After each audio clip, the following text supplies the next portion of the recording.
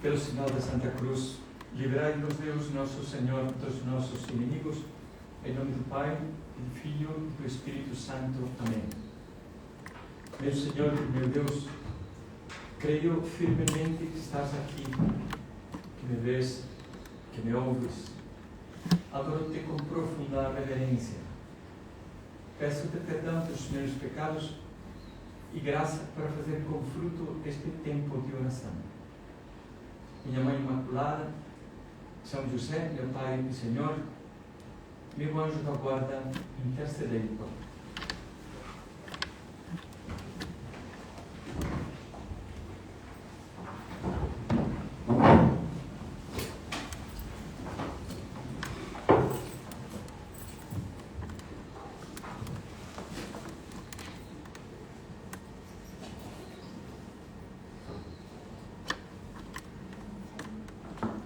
Todos os anos, a Igreja nos convida a viver intensamente este tempo da Quaresma que começamos na quarta-feira passada.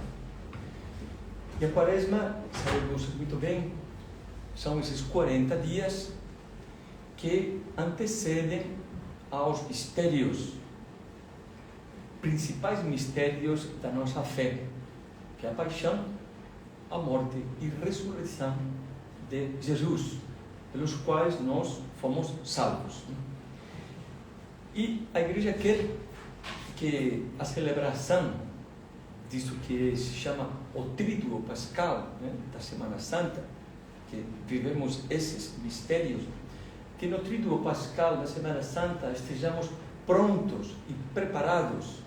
Para quê? Para entender o que aconteceu, qual é o significado de tudo isso da morte, da ressurreição de Cristo, ver suas consequências e os benefícios que nos trouxeram e que nos trazem a cada um de nós. E nestas semanas, na liturgia da Igreja, nos textos da Santa Missa, nas pregações, nas homilias, e todas as igrejas vão repetindo, sempre lembrando estas ideias, até a cor que se utiliza, cor litúrgica, que é o roxo destes dias, nos vai falando dessa preparação. E em que consiste essa preparação? De qual diríamos que é a palavra-chave? O que nós temos que fazer? O que a Igreja espera? O que Deus espera de nós neste tempo da Quaresma? A palavra é conversão. Que nos convertamos a Deus. Essa conversão que é precisamente o que João Batista pregava, preparando a chegada de Jesus, quando dizia, fazei, o reino de Deus está próximo. Fazei, convertei-vos e fazer dignos frutos de penitência. E quando Jesus aparece e começa a pregar o Evangelho, o que diz também? Convertei-vos. Então, a conversão é uma palavra que não podemos esquecer agora, neste tempo da Quaresma, que deve estar muito presente em nós, e também depois, porque é uma palavra fundamental, central na vida cristã. Converter-nos. O que significa conversão? Primeiro, a conversão é redirecionar, diríamos, para Deus. Conversão, uma conversão é uma virada, conversão à direita, conversão à esquerda, você fala no trânsito, é uma virada. Converter, voltar-se para, redirecionar tudo nós, os nossos pensamentos, os nossos desejos, os nossos sentimentos, a nossa vida inteira para Deus. Ver o que na nossa vida puxa para outro canto, para outra direção, e tentar que volte tudo para Deus. É como o Papa falava o ano passado, na homilia, precisamente da quarta-feira de cinzas, a conversão é uma viagem de retorno a Deus, ou a viagem de regresso a Deus. E umas palavras muito bonitas que vamos ler agora. Dizia assim o Papa Francisco: a Quaresma é uma viagem de regresso a Deus. Quantas vezes, atarefados ou indiferentes, lhe dissemos: Senhor, espera, virei encontrar-te mais tarde. Hoje não posso, mas amanhã começarei a rezar e fazer algo pelos outros. E assim, dia após dia. Hoje não posso. Agora, Deus lança um apelo ao nosso coração. Na vida sempre temos coisas a fazer e desculpas a apresentar. Mas hoje é o tempo de regressar a Deus. Bom, é isso que Deus espera, que regressemos a Deus. Que vejamos o que na nossa vida ainda não é de Deus. E para que volte para Deus. Não se trata, já é importante que pensemos nisso, que essa conversão é uma conversão de todo o nosso ser. Às vezes a Quaresma se costuma resumir em uma coisa concreta. Não vou comer doce na Quaresma, né? Ou qualquer outra coisa, não vou comer não sei o quê, não vou beber isto. Uma coisa concreta que depois passou a Quaresma e pronto, né? Acabou, não deixa nada. Não é uma coisa, né? Quer dizer, temos um cristão, vamos dizer assim, é um atleta de Cristo. Né? E um atleta não exercita só um músculo, né? o braço, ainda que seja um lançador, né? de peso, tem que fortalecer o braço, mas precisa fortalecer tudo, as pernas, tudo. Né? Todos os músculos, que estão todos em harmonia, todos devem estar equilibrados, porque senão isso vai descompensar, vai se machucar. Também a vida cristã é, como digo, a vida de um atleta, alguém que se esforça por aproximar-se de Deus. E devemos aproximar-nos de Deus com tudo que nós somos, né? Com o nosso coração, a nossa mente, a nossa vontade, as nossas palavras e as nossas obras. Então, esta viagem de regresso nos traz à cabeça imediatamente essa história que aparece no Evangelho do filho pródigo. É tão bonita, né? Tão bonita, que está no capítulo 15 do Evangelho de São Lucas. O Evangelho de São Lucas tem 28 capítulos. Então, praticamente esta parábola do filho pródigo está bem no meio dessa, está central, é um episódio central. Então, e o que acontece? Este filho pródigo, já nós o conhecemos, que foge de casa com dinheiro, herança, gasta tudo, foi uma vida horrorosa e acaba numa situação de miséria, cuidando de porcos, né? Está no fundo do poço. E quando está nesse momento, no fundo do poço, longe de seu pai, pensa, caiu em si e disse: levantar-me-ei, irei ter com meu pai e lhe direi: Pai, pequei contra o céu e contra ti. Já não sou digno de ser chamado teu filho. Trata-me como um dos teus jornaleiros. E nesse momento ele se levanta e volta disposto a quê? A ser um bom filho. Não a fazer isto, eu vou fazer isto que me pedia. Não, a ser um bom filho. Disposto a mudar de vida. Então, esse é o exemplo do que deve ser a nossa vida. E se nós olharmos também o Evangelho, vemos que isto de voltar para Deus, essa viagem de regresso a Deus, acontece com várias pessoas, né? Os discípulos de Emaús, né, que lembram que pensam que Cristo já morreu, tudo acabou, e eles voltam para a sua cidade.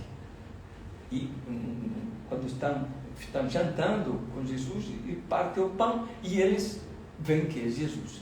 E aí o que acontece? Levantando-se, quando reconhecem o Senhor, portanto que está vivo, levantando-se na mesma hora, voltaram para Jerusalém. Houve uma viagem de regresso. Saíram de Jerusalém, foram para Emaús, de Emaús imediatamente voltaram. Já tinham se afastado e agora estão voltando para onde partiram. Se encontraram juntos os 11 apóstolos e os que estavam com eles. Pedro, que não é uma viagem física, mas ele se afastou quando negou 3 vezes. Muitas vezes o que nos acontece a nós, negamos. Pedro negou uma vez, negou 3 vezes. Não conheço, o que é isso? Falei com juramento, deve ter ficado bem irritado e mostrado uma irritação. Eu, Jesus, nem sei quem é esse Jesus. Hein?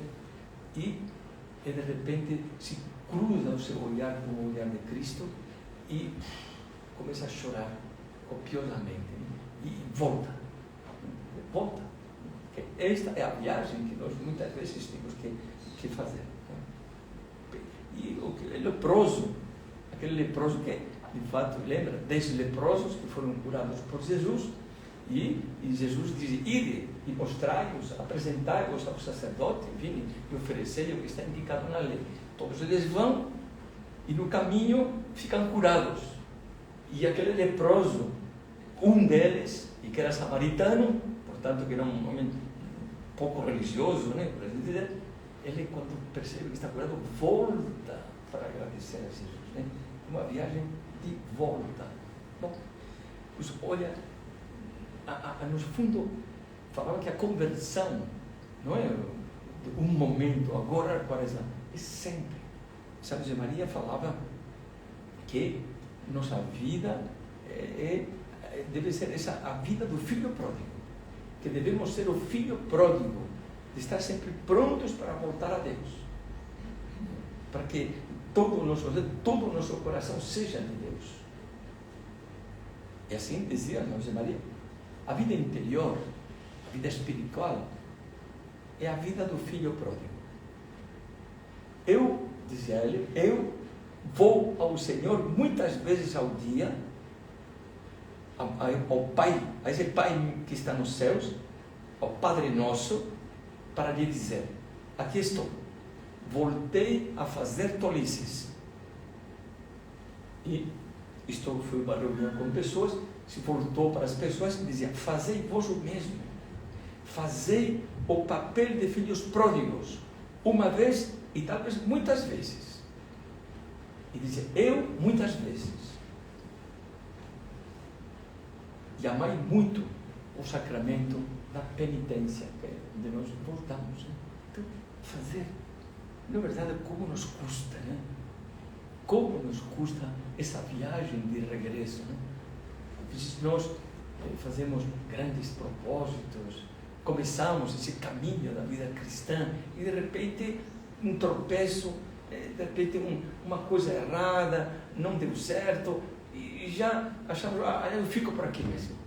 Nos custa voltar, porque agora somos orgulhosos, né? Mas olha, por que Nosso Senhor contou esta parábola do filho pródigo? Porque ele é o pai. Ele é o pai que acolhe o filho. Quando volta e o abraça, ele organiza uma grande festa. E nós somos os filhos.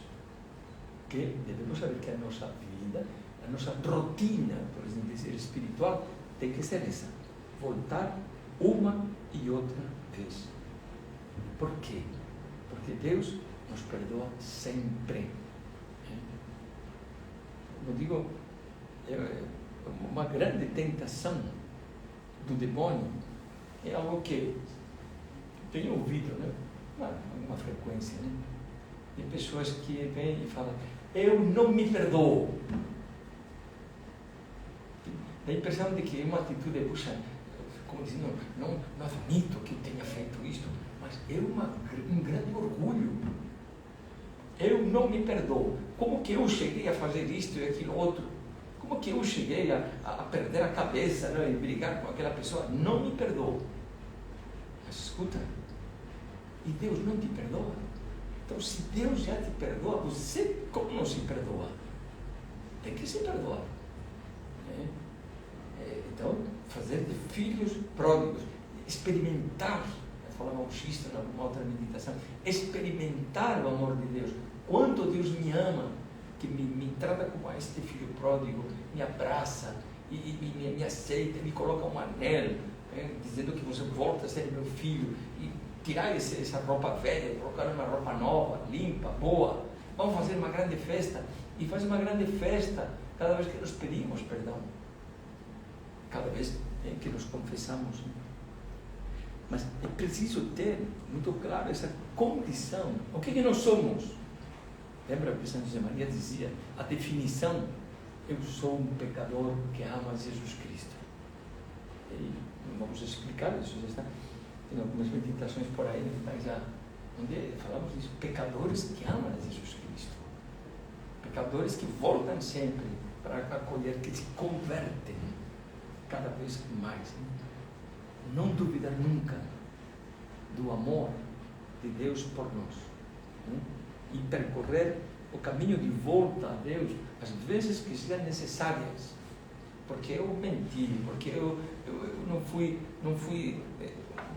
verdadeira, fui uma pessoa falsa, porque eu fiz algo que nunca tinha pensado em fazer e acabei fazendo. Enfim, saber pedir perdão, aceitar.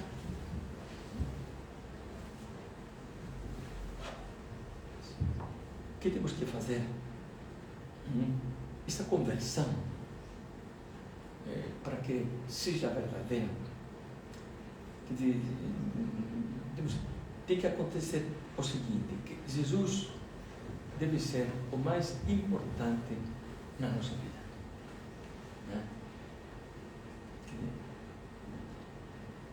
Jesus tem que ser algo que para mim é importante.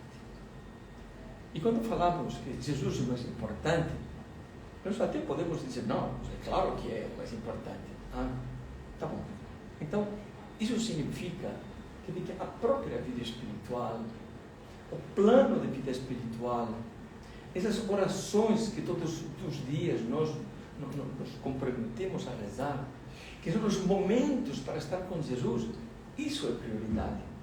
É aí que eu manifesto que Jesus é o mais importante na minha vida. Quando eu levanto na hora que eu tenho que levantar, porque Jesus está me esperando, e faço o oferecimento de obras, entregando todo o meu dia para Deus, e procuro trabalhar, e estudar, e fazer o que eu tenho que fazer, e ajudo o outro, porque é isso, é no dia a dia, nas pequenas coisas. E se Jesus é o mais importante na minha vida, eu procurarei que as outras pessoas, suas amigas, conheçam também Jesus. E se Jesus é o mais importante na minha vida, eu valorizarei a formação, a meditação, a direção espiritual, a confissão, o círculo. Tudo isso vai fazendo com que Jesus ocupe cada vez mais e mais espaço na nossa vida. E podemos perguntar-nos, será que Jesus está? É a prioridade da minha vida, Às vezes, depois eu faço como o Papa falava, depois, amanhã, puxa, esta missa, não, isso que hoje não dá, que já não é a prioridade, Não é isso que nos diz o primeiro mandamento da lei de Deus: amar a Deus sobre todas as coisas, acima de tudo Deus, Antes morrer, diz um ditado, do que pecar. É isso, assim mesmo que devemos ser.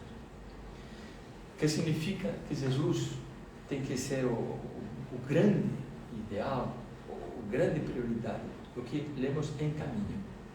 Dizia uma alma de oração. Nas intenções, seja Jesus o nosso fim. Tudo o que eu faço, o meu estudo, o meu trabalho, o meu divertimento, o meu relacionamento com as pessoas, Jesus, por Jesus, por amor. Nos afetos, o nosso amor. Que afetos nós temos que alimentar? Temos que alimentar os afetos de caridade, de amor, de compreensão, de piedade, enfim, todos nos falam do amor. Na palavra deve ser o nosso assunto. Não porque ficamos sempre lá, porque Deus, porque Jesus, não. Mas se nós falamos de modo positivo, otimista, se nós não falamos mal das pessoas, nas palavras já está Jesus presente. E nas ações, o nosso modelo. Que Jesus seja o fim das nossas intenções, que seja isso, o amor, o depositar de nossos afetos. Nas palavras, o nosso assunto, nas ações, o nosso modelo. E acho que um belo comentário sobre essa conversão total que deve ser a nossa vida, que são as palavras que o Papa Francisco dizia nessa homilia da quarta-feira de cinzas de 2021. Convertei-vos a mim, diz Jesus, de todo o vosso coração. Todo o vosso coração. A Quaresma é uma viagem que envolve toda a nossa vida. Tudo de nós mesmos. É o tempo para verificar as estradas que estamos a percorrer, para encontrar o caminho que nos leva de volta a casa. A Quaresma não é compor, diz aqui, um ramalhete espiritual. É umas pequenas coisinhas, pronto, né? Aqui está um buquê de flores, não. É discernir para onde está orientado o coração. Onde estão os meus afetos? Onde estão os meus desejos? Onde estão os meus sonhos? Onde estão? Aqui está o centro da Quaresma. Para onde está orientado o meu coração? Alimento na minha alma afetos que não são bons, afetos de posse das pessoas, né? Ou afetos de posse das coisas materiais, ou alimento, às vezes, afetos negativos, afetos de inveja, de raiva, de desejar mal para os outros.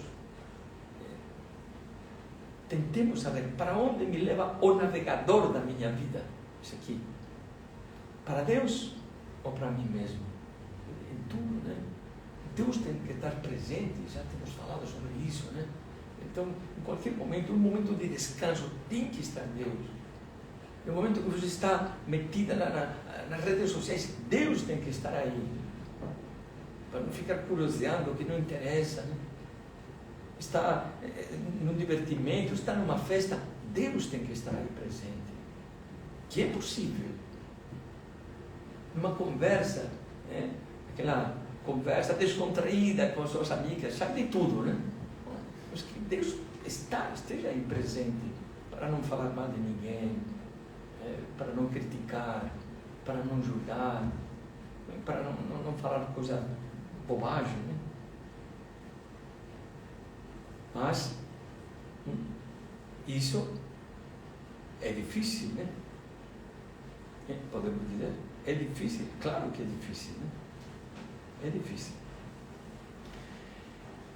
É evidente que nós, com as nossas forças, não vamos poder mudar os nossos afetos, mudar os nossos sonhos, mudar o nosso jeito.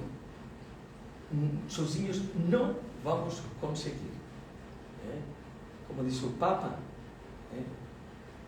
a viagem de regresso a Deus vê-se dificultada pelos nossos apegos doentios, impedida pelos laços sedutores dos vícios, pelas falsas seguranças do dinheiro e da ostentação, pela lamúria, o vitimismo que paralisa. Para caminhar é preciso desmascarar estas ilusões. Se nós confiamos nas nossas forças, não conseguiremos, desistiremos, cairemos uma vez, ou duas, ou três, e não nos levantaremos mais, abandonaremos.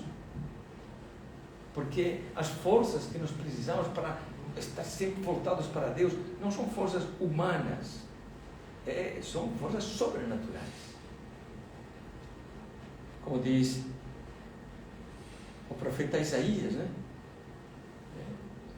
Em palavras que já eu tenho falado outras vezes, mas que acho que são muito oportunas.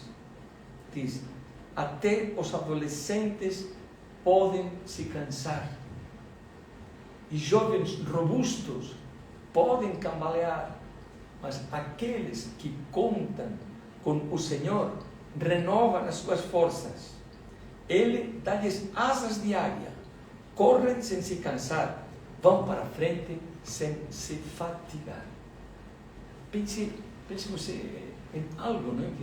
que isto não dá, né? Não consigo do meu jeito, eu não consigo gostar de todas as pessoas, eu não consigo deixar, né, algo que me prende, né? Quer dizer, por exemplo, um seriado, pode ser as redes sociais, pode ser, às vezes, um namoro que vimos que não me leva para Deus. Não conseguimos, né? Isso não dá para deixar, né? Ou para ser uma pessoa coerente com a minha fé em todos os lugares, porque me preocupa a imagem dos outros. Sozinhos não vamos conseguir, vamos cansar, vamos desistir. Mas os que contam com o Senhor renovam as suas forças. Ou seja, o que nos levanta, o que nos leva a essa conversão é o próprio Deus, é a sua graça. Isso, essa força que nós necessitamos para enxergar os pontos que não estão bem na nossa vida, para reconhecer e, assim, para arrepender-nos delas e voltar para Deus. E o Papa nos diz a este respeito, onde está a nossa força? A conversão do coração, com os gestos e práticas que exprimem, só é possível a partir do primado da ação de Deus. É por isso que nós temos que rezar. Por isso que dedicamos esse tempo a estar com Deus, para pedir ajuda. É por isso que temos que fazer sacrifícios para eliminar o que impede que a graça de Deus entre. O que nos faz regressar a Ele, continua o Papa, não são as nossas capacidades, nem os méritos que ostentamos, mas a sua graça, que temos de acolher. Deus nos dá a sua graça. Salva-nos a graça. A salvação é pura graça, pura gratuidade. Disse-o claramente Jesus no Evangelho. O que nos torna justos não é a justiça que praticamos diante dos homens, mas a relação sincera com o Pai. O início do regresso a Deus é reconhecermos-nos necessitados dele, necessitados da misericórdia, necessitados da sua graça. Ou seja, o caminho da humildade. Que tem a ver a humildade com a graça? Claro, o próprio Jesus, nosso Senhor, diz que Deus rejeita os soberbos, mas aos humildes dá a sua graça, porque a humildade é esvaziar-nos de nós, abrir-nos. Eu não sou nada, eu não consigo nada, para que a graça de Deus entre. Mas orgulhoso dizer, deixa comigo, eu não preciso, eu consigo, tudo que eu me proponho, orgulhoso se fecha diante de Deus.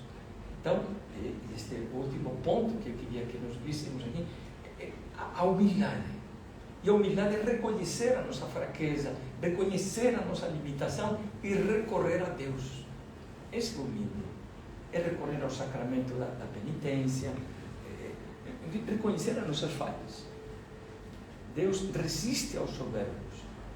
É São Tiago que fala na sua epístola. Mas dá graça aos humildes. Sujeitai-vos, pois, a Deus. Resisti ao diabo, e ele fugirá de vós. Chegai-vos a Deus, e ele se chegará a vós.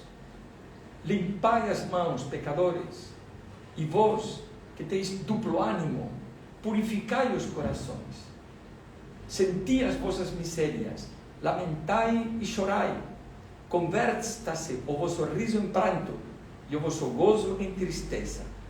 Humilhai-vos perante o Senhor, e Ele vos exaltará. Não ter medo de reconhecer o que somos e o que não somos, porque assim nos abrimos à graça de Deus. A humildade nos prepara para receber a graça de Deus. E com a graça de Deus nos saltamos qualquer obstáculo, conseguimos qualquer coisa. É por isso que na confissão, no sacramento da penitência, onde nós sentimos mais claramente a graça de Deus, né? Que nos fala os seus pecados e Deus nos perdoa.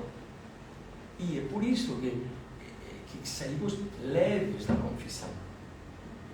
Não é um efeito, a nossa sugestão, não é porque eu descarreguei algo, porque podemos falar o que nos preocupa, os erros que fizemos a uma pessoa, a outra, a um psicólogo, sei lá, uma amiga, quem for, mas continuamos. Porém, nós abrimos o coração a Deus, recebemos o seu perdão, nos diz, Ele vai em paz e recobramos a alegria. Não é verdade? Por isso, né?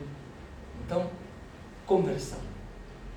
Esse é o grande objetivo da Quaresma e da vida. E ver que coisas na minha vida que não estão com Deus e que me dá medo até enxergar e ver, e não quero nem saber, porque nos vai custar ver, mostrar, colocar diante de Deus a nossa fragilidade e abrir-nos a sua graça. A confissão, no exame de consciência, reconhecendo. E aí sim, né?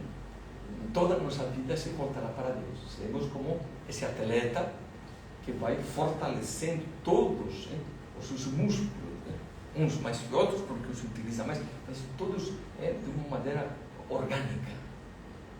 E nós também teremos as virtudes, teremos, não rezamos, depois somos preguiçosos, né?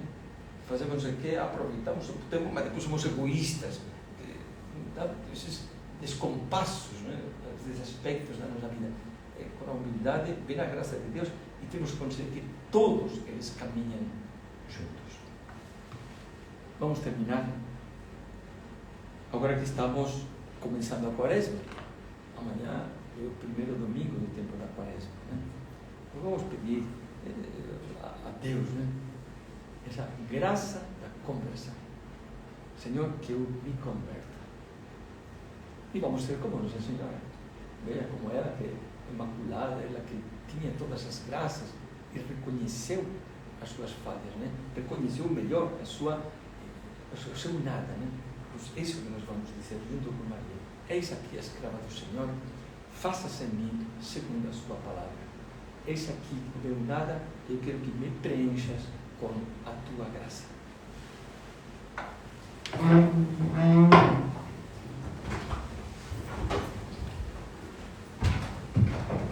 Dou-te graças, meu Deus, pelos bons propósitos, afetos e inspirações que me comunicaste nesta meditação. Peço-te ajuda para os pôr em prática. Minha Mãe Imaculada, São José, meu Pai e Senhor, meu anjo da guarda, intercedei por mim.